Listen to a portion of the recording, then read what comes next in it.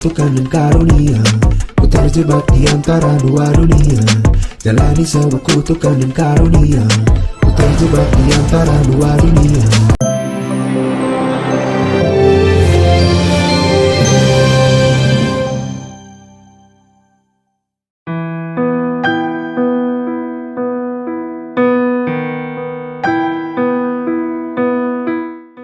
Awan duka kembali menyelimuti dunia hiburan tanah air. Carlos Saba, vokalis grup musik Kahitna, dikabarkan tutup usia. Kabar itu mencuat setelah disampaikan oleh salah satu personil Kahitna, Hedi Yunus. Lewat media sosial, Hedi Yunus mengunggah foto yang menunjukkan momen kebersamaan dirinya bersama Carlos Saba yang dilengkapi dengan emoji menangis. Meninggalnya baru, mungkin sekitar 1,5 jam lalu. Saat ini kami sedang menuju ke rumah sakit. Tulis Hedi Yunus. Ya, kemarin kakak terkasih kami berpulang di rumah sakit Lebak Bulus pukul 21.41 dengan ini serangan jantung. Iya, ya kaget pasti ada kaget. Kalau yang meninggal ngedadak itu kan pasti kaget lah ya. Tapi kalau yang sakit lama gitu kan mungkin bukan tidak kaget, tapi pasti kita udah ada adaptasi. Cuman kaget banget sih kemarin. Saya tahunya dari adiknya Denny, istrinya Yofi, karena sahabat saya di SMA. Jadi dia WhatsApp, ya udah saya bilang, saya langsung cari info, ya memang benar gitu. Emang sih waktu Carlo yang pingsan itu di stage yang terakhir itu, karena dari situ memang udah rada-rada turun gitu kan keadaan. Cuman ya nggak, ya tetap aja kaget loh pas Carlo meninggal kemarin.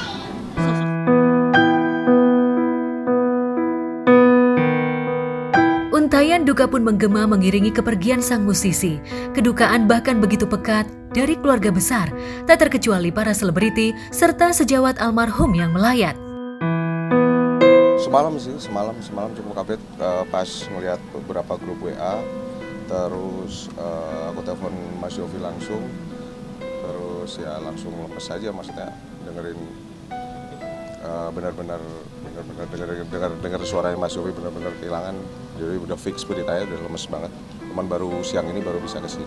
Jujur emang waktu pertama kali baca agak nggak nyangka ya, karena sebelumnya kita dengar kabarnya sehat-sehat aja gitu. Bahkan beberapa hari yang lalu masih lihat postingannya Kang Hedi Yunus bukber bareng sama Mas Carlo gitu. Terus tiba-tiba ya tadi kita berdua semalam juga awalnya pengennya niatnya langsung datang ke rumah sakit, tapi karena sudah terlalu larut, kita takut mengganggu proses yang sedang dilakukan sama keluarga, akhirnya kita memutuskan buat datang hari ini ke rumah duka. Ya. Sama Bung Carlo itu terakhir kali komunikasi itu saat yang pertama, kan sempat kejadian pertama, Bung Carlo sempat masuk rumah sakit, itu sudah membaik, masih rumah sakit, aku WhatsApp-annya sama Ivan, tapi sempat komunikasi by voice note tuh. Bung Carlo ngasih tahu iya, akhirnya kita doain supaya cepat sembuh. Bung Carlo bilang makasih yo, iya pengen sehatnya apa segala. Wah itu pokoknya optimis banget lah. Ya kita doakan juga, maksudnya kan beberapa kali ngeliat Kahitna juga cuma berdua kan, dan udah mau ini lagi, jadi kaget juga sih. Kayak nggak terima gitu, memang kan kenalnya udah lama kan, udah ada 20 tahun mungkin kali. Jadi apa ya, kayak memang waktu itu sempat sih berapa bulan sebelumnya memang dengar kabar kan Mas Carlo itu memang lagi nggak aktif lah di Kahitna karena memang ada serangan gitu. Jadi memang lagi mau diring dan lain sebagainya. Tapi sampai kejadian tadi malam gitu tuh nggak expect sebegitu cepatnya gitu, karena Mas Carlo sendiri kayaknya insya Allah oke-oke aja gitu. Terus ngedengar tadi malam sedih aja, makanya nggak ada kepikiran pasang foto, nggak ada kepikiran apa, cuman akhirnya nulis status di Instagram, cuman ya udah rest in peace Mas Carlo, cuman namanya doang ditulis, that's it.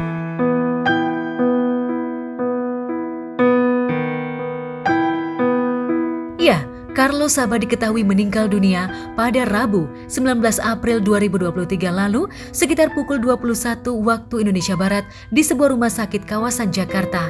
Nyawa Carlo tak tertolong setelah pria yang menginjak usia 45 tahun ini mengalami serangan jantung. Setelah proses kateterisasi itu dia merasa baik ya.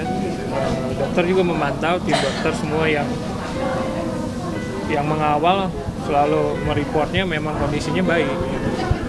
Cuma memang kemarin itu ada keluhan nyeri dada. Jadi memang kemarin dilakukan proses EKG dan hasilnya memang ada satu penyumbatan yang harus penyumbatan ditambah serangan gitu. Nah itu harus tanda-tanda serangan itu harus dilakukan proses kateterisasi. Tindakan kateterisasi susulan. Setelah berobat kondisinya makin baik, kita lihat progresnya sangat baik. Dan Senin kemarin itu dia proses kateterisasi, dipasang 3 ring. Hasilnya juga puji Tuhan sangat baik.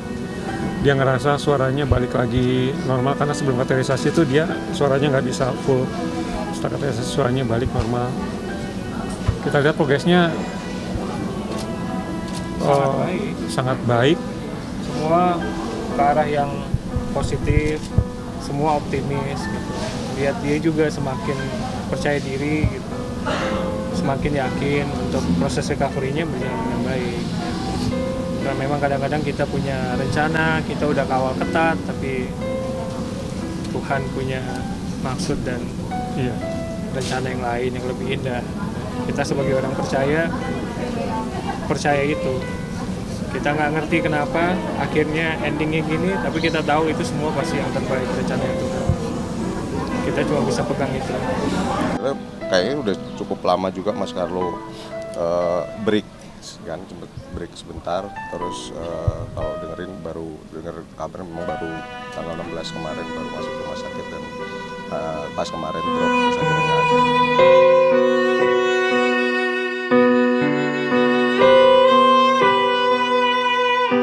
Di dunia musik tanah air, pria kelahiran 5 Januari 1968 ini dikenal sebagai vokalis dari grup musik ternama asal Bandung, yakni Kahitna.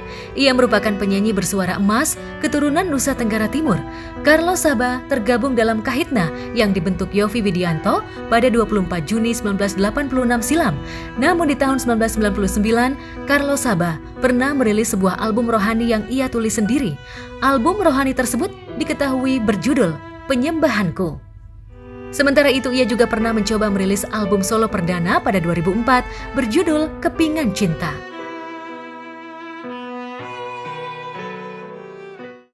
Carlo sih maksudnya, kalau ngomong sama Carlo selalu dia orangnya punya optimis dan punya mimpi yang banyak gitu.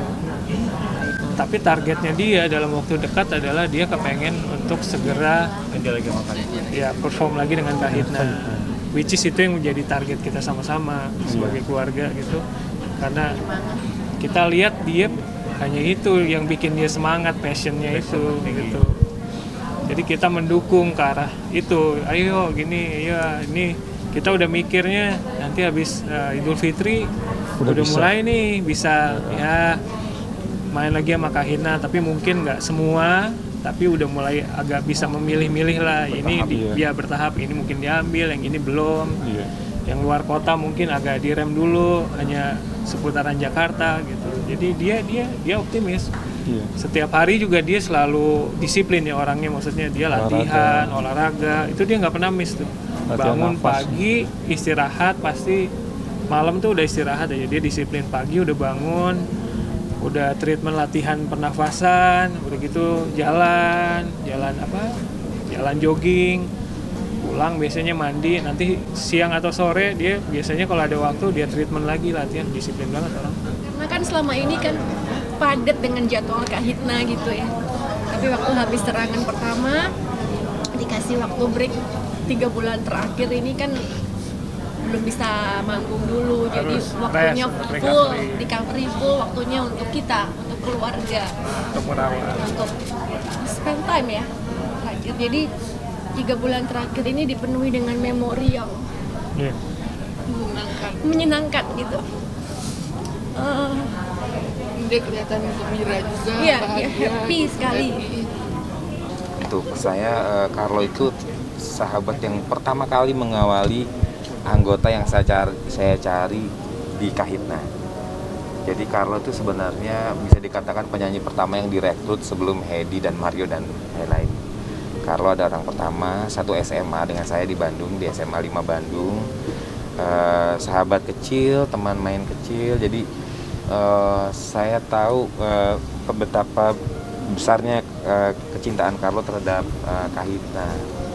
Saya ingat ketika saya masih di Bandung, ketika baru pertama kali buat lagu, Carlo kan selalu kalau saya main piano buat lagu, Carlo bilang ini, Yov, ini band kita pasti akan jadi band lagu cinta yang nggak akan pernah bisa sama dengan yang lain tidak akan pernah bisa sama dengan Kahitna. Maksudnya enggak, ini kita pasti punya ciri yang puluhan tahun bahkan lintas zaman kita akan didengarkan. Itu Carlo membicarakan ketika saya belum buat lagu, bahkan saya baru lagu-lagu awal dan lagu-lagu itu belum direkam, tapi Carlo bilang nanti ya kalau kita udah terkenal, kita pada waktu kan kalau lagu itu udah diputar di radio, kamu baru ngerti apa yang saya sampaikan ini, yang saya omongin ini katanya. Dan ya memang ada keajaiban begitu lagu itu didengarkan, ya cerita cinta bisa begitu meledak ke seluruh Indonesia bahkan ke luar negeri ya pada waktu itu.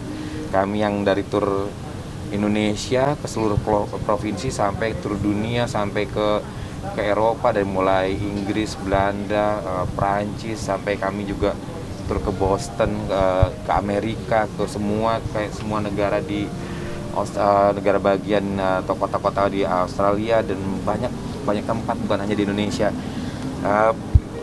Lalu Carlo bilang, tuh kan, bener kan yang aku diceritain dulu waktu SMA? Iya loh. Nah di situ saya banyak sekali kenang-kenangan ketika saya misalnya ngeliat dulu ada angkot gitu. Terus ada tulisan aduhai, gimana tuh Yofi buat lagu dari angkot itu gitu. Ada kata-kata nggak ngerti, itu coba buat dari itu. Nah itu Carlo yang banyak sekali menginspirasi saya untuk membuat lagu karena kedekatan kami sebagai sahabat. Mereka itu sosok musisi, penyanyi yang mirip-mirip gitu, maksudnya tenang, santai gitu, terus sopan, terus baik sama semua orang gitu. Ini kan kayak ketemu Ivan, ketemu Denny itu, bahkan sama orang nggak kenal pun pasti mereka juga baik. Dia tuh pendiam. Tadi kan justru saya tuh lebih deket dengan adik-adiknya waktu di Bandung tuh. Mendiang Martin juga udah meninggal sebelum Carlo. Denny itu lebih deket, Denny ME kan. Nah tadi Denny sendiri juga ngomong bahwa Carlo tuh ke mereka sendiri aja, ke adik-adiknya tuh memang diem gitu, orang itu memang diem, dan itu yang gua rasakan bahwa Carlo memang orangnya pendiam. Kalau baik mah coba aja lihat di Instagram hampir seluruh penyanyi atau mungkin komposer semuanya ngomong baik karena memang orangnya baik.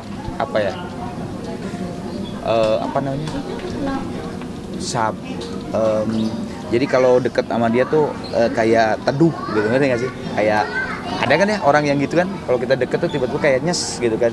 Nah itu tuh kerasa banget atmosfer vibe-nya dia tuh. Carlo tuh seperti itu. Mas Carlo itu orangnya kalem ya, kalau yang aku ini orangnya kalem, senyum, terus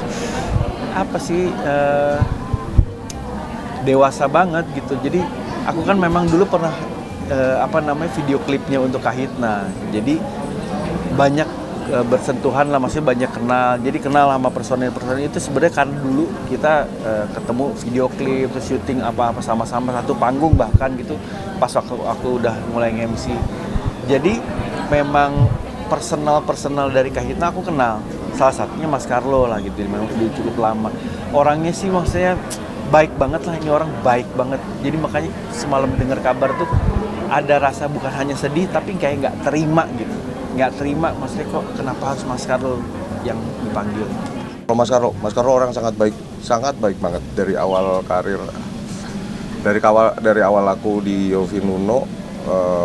Mas Carlo salah satu orang yang banyak ngebantu, maksudnya ngasih sharing untuk semuanya karena beliau senior kan gitu kan, jadi orang yang sangat humble, ya baik. Legasinya terus jalan aja. Apa yang udah ditanam sama Mas Carlo masih jalan terus. Bisa diteruskan sama teman-teman Kahitna yang lain. Suaranya Carlo Saba, kita kehilangan seorang senior yang sangat menginspirasi dari karyanya dan juga dari kepribadiannya. Karena Mas Carlo sangat ramah ya. Dia bernyanyi dengan sangat baik di sebuah grup yang sangat tersohor, dan di samping itu dia menjadi seorang kakak yang sangat mengayomi dan memberikan kehangatan buat generasi-generasi yang lebih muda. Jadi terima kasih untuk semua support dan perhatian dan dukungannya untuk kami semua. Mohon doanya. Dimaafkan juga kalau selama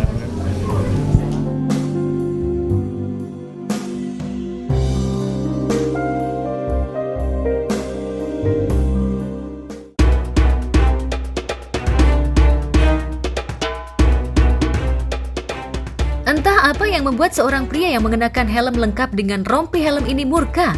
Meski remaja yang mengendarai motor lainnya sudah bersujud meminta maaf, tapi dalam video rekaman video amatir itu, tiba-tiba pengendara ini memukul remaja tersebut hingga terjatuh dan kejang-kejang.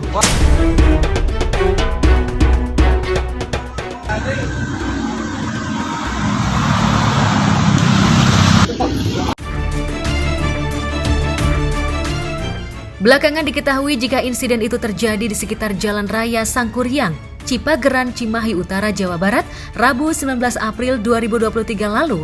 Aksi pemukulan tersebut diketahui setelah sempat terekam dan viral di media sosial. Salah satunya diunggah oleh akun Instagram @cimahi_banget. Dalam video tersebut nampak kedua pengendara sedang berhenti dan terlibat cekcok. Korban yang menggunakan motor warna hitam terlihat sempat mencoba mencium tangan pelaku. Akan tetapi, tangan korban langsung ditepis oleh pelaku. Celakanya korban langsung terjatuh hingga mengalami kejang dan terjatuh ke aspal. Aksi keji itu pun sontak viral. Seruan warganet agar pelaku segera ditangkap pun menggema. Kabarnya sejak video tersebut viral, pihak Polda Jawa Barat tengah memburu pelaku. Pelakunya ini yang sempat viral, alhamdulillah kurang dari 1x24 jam berhasil diungkap pelaku penganiayaan.